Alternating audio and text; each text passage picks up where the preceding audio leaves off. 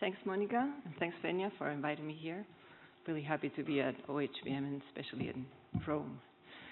Okay, so today what I'm going to do is tell you about a recent data set that we acquired that was aimed at trying to look at the time course of structural plasticity in two different types of learning that are the types of learning that are mostly studied in the lab, motor learning, and this is adaptation and motor skill learning. There. Okay, so when we think about motor learning, there are like it comes to mind like two different types of motor learning. One of them is the acquisition of a new skill. Here's the, So, which could be very gratifying at times. So in that case, what happens is during acquisition of a new motor skill, there is the acquisition of a new motor policy. And in sensory motor adaptation, which is the type of motor learning that we study in the lab, what you do is you don't acquire a new skill, but you recalibrate an existing motor control policy. These two types of motor learning are very interactive, and adaptation is essential to maintain precision in motor control, and therefore to be able to learn some more new motor skills. Okay, so what are the areas of the brain that participate in the acquisition of these two types of motor learning? What do we know so far based on functional imaging for the motor skill learning? In general, in the lab, you study that with a motor sequence learning task. During the acquisition phase, in early stages, it has been described that the cerebellum is initially active, and also the hippocampus. And in later stages of adaptation, of motor skill learning and consolidation, you see activation of a corticostriatal network and cortico-hippocampal network. These two networks seem to be inversely related or anti-correlated. And the hippocampus has been more linked to consolidation during sleep. In terms of adaptation, what we know is that the cerebellum and the posterior parietal cortex participate in the acquisition of adaptation.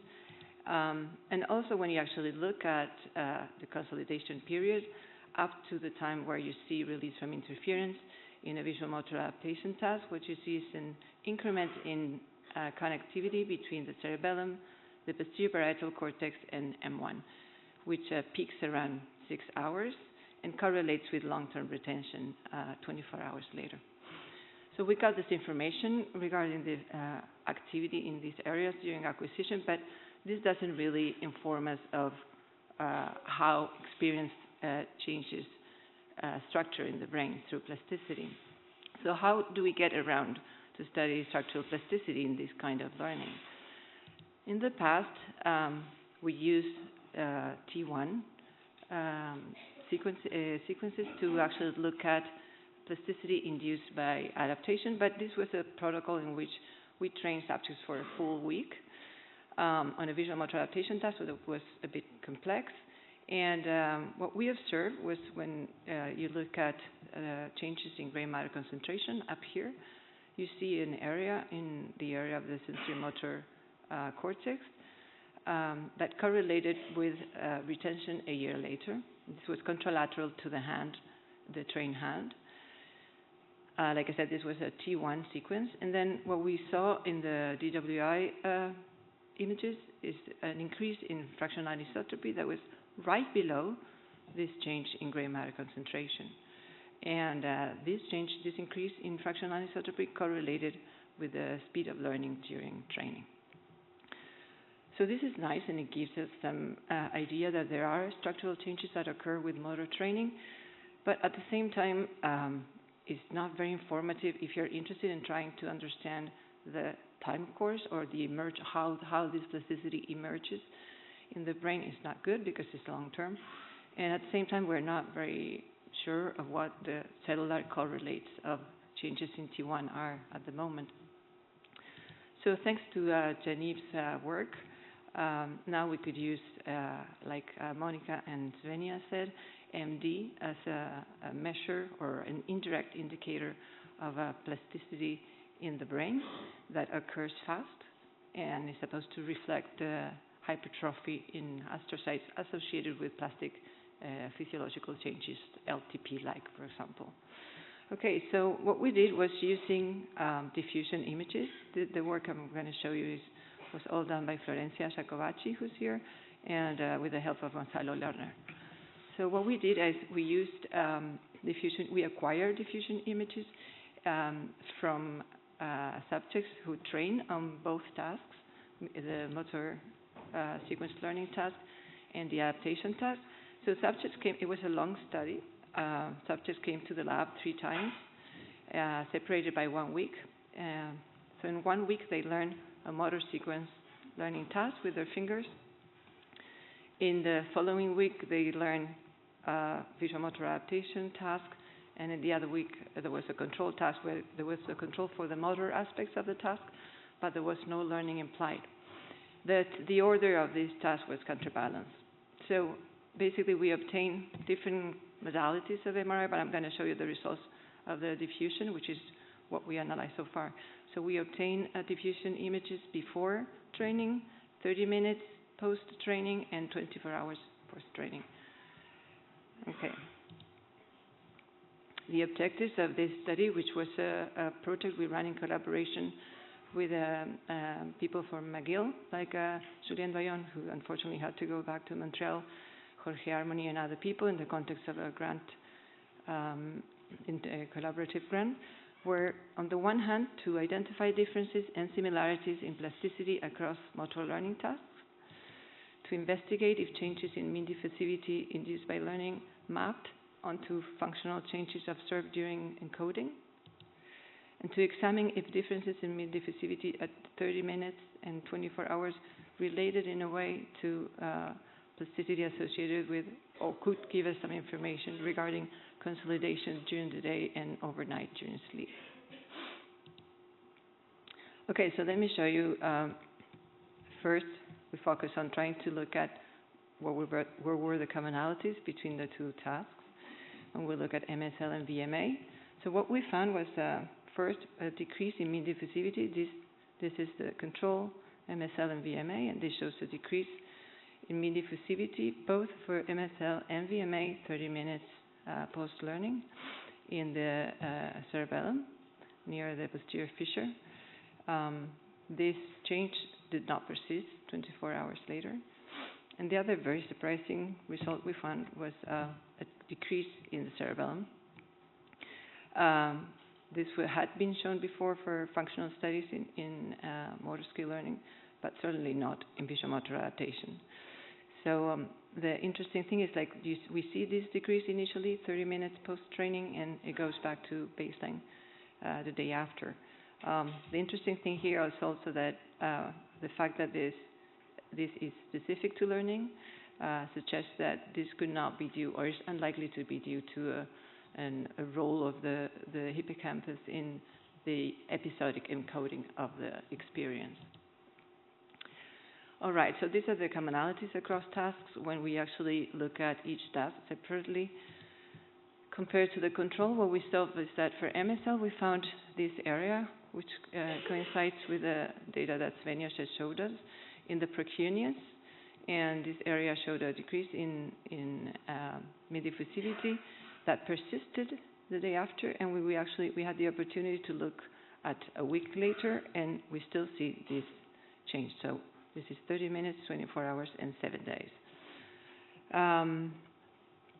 In the precuneus and for the hippocampus, again, so we see an effect that is consistent with the commonalities we saw before, a decrease in mean diffusivity at 30 minutes and not 24 hours. Okay, we also had, for the motor skill learning task, we acquired bold images during acquisition, so we wanted to look at whether these areas that show up here related at all, or were active during as subjects were acquiring the task. So we look at the results of, this is the results of functional imaging data, and what you could see at first sight is if you compare this pattern with precuneus and hippocampus to this pattern here, you could see a similarity with this contrast in which you have rest minus task.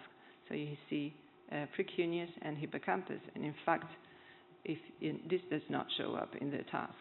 If you actually, sorry, if you actually look at the overlap between the functional and the diffusion data, you can see a nice overlap both in the precuneus and in the hippocampus. If you correlate the activity in BOLT with the MD for this region that shows up in the MD, what you see is like a marginal effect where the more activity you have during acquisition in the hippocampus, the stronger the decrease in mean diffusivity. So it seems like these two, the hippocampus, which shows that this decrease or this plasticity 30 minutes later, it coincides exactly with the increase, is more active during rest. So the question is, why is it more active during rest? We're still not sure about that. But when you actually look at this data, I just got it before we came here. When you look at the pattern of activity during acquisition, and this is the BOLT signal, the one in red corresponds to the left hippocampus. So you can see that you have rest, task, rest, task, rest, task. So this is what the pattern of activity looks like. And the moment we saw this, we thought of this micro offline gains that Leo Cohen's group just published recently, where they actually show that during acquisition of the motor sequence learning task, you see these increases in performance, and they basically interpret that these increases are due to consolidation that take place during the rest. So this would be one hypothesis to explain why we see more activity in the hippocampus during the rest. Okay, so what happened with VMA? Initially, when we actually look at the results from VMA, we didn't see anything. We thought it was because we only had one acquisition of diffusion. So then we repeated the experiment and with 3 DWI acquisitions. And what I'm going to show you here, we still haven't finished analyzing the data with the control, because we're using this sandwich estimator that takes forever to run. But I'm going to show you the results from the VMA. This was done without the sandwich estimator, just to show you these results. So we found 3 important differences here, or decreases in MD when we actually look at visuomotor adaptation. One is an area in the posterior cerebellum that show a decrease in mean diffusivity at 30 minutes, but it returned to normal levels at 24 hours. And this decrease correlated with retention, and the retention was obtained 24 hours later, meaning that subjects who showed more of a decrease in mean diffusivity in this area show better retention the day after. This is an area that we had characterized before with Heidi Johansenberg years ago, and we saw that subjects that are better at learning this visuomotor adaptation task show more fractional anisotropy in this area. We also found an area in the posterior parietal cortex, quite anterior actually, that show a decrease in mean diffusivity that also returned to baseline levels at 24 hours. And we also found the hippocampus, consistent with the commonalities, and still very shocking to see the hippocampus in a motor task that is mostly implicit, or supposedly has an explicit component, but we used a small perturbation.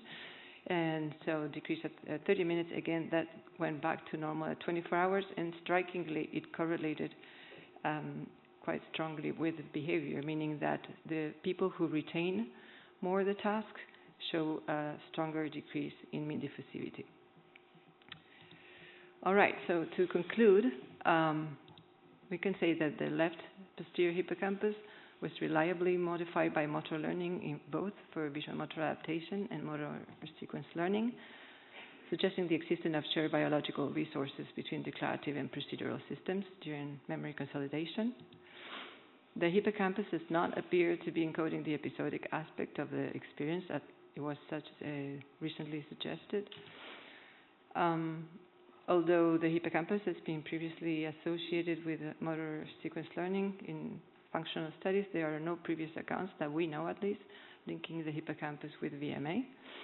But we do know that if you learn a declarative task after adaptation, it impairs memory retention, so that would be an indicator that the two are related. Changes in MD, in motor skill learning, overlap with areas that were more active during the rest period. The hypothesis, as I said, could be that this reflects consolidation, maybe during micro-offline games. And finally, the posterior cerebellum and the precuneus appear to distinguish the two tasks, whereas both engage the lateral anterior cerebellum. And with that, I just wanted to acknowledge the rest of my life, my love, and the collaborators. Thank you.